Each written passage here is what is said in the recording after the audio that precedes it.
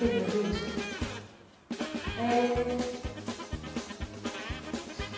Η Έλλη.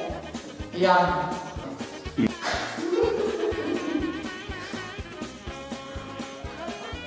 Εγώ.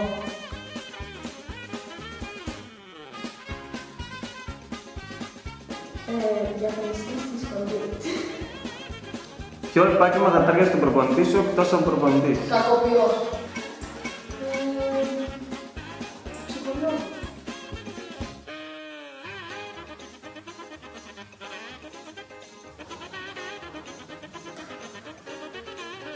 Ο Πίκατσο.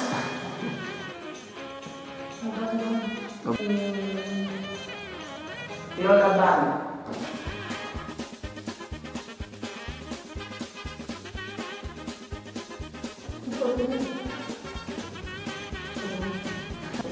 Φωτεινή Αλεξίδα.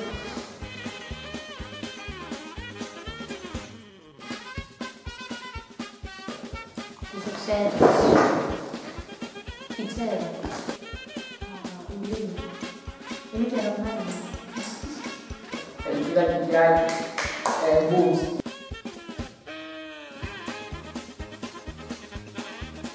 Καταθετική. Καταθετική. Πώς μου φαίνεται γενικά. Πώς θα τη χαρακτήριζε. Αναπτυκτική.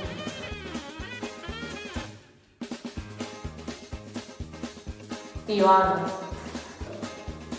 Η Ιωάννα. Ατσουμπαλή. Η Βόκα.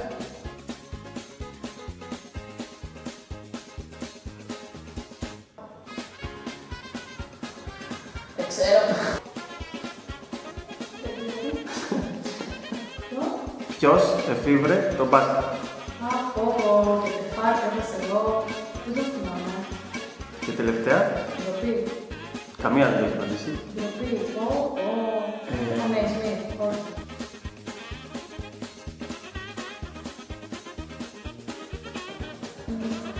Καθαρίτης.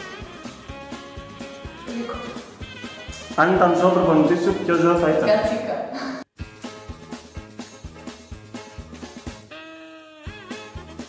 Το θέλω να με νιώσει την κουβέντα.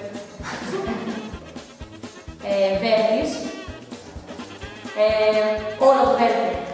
Okay.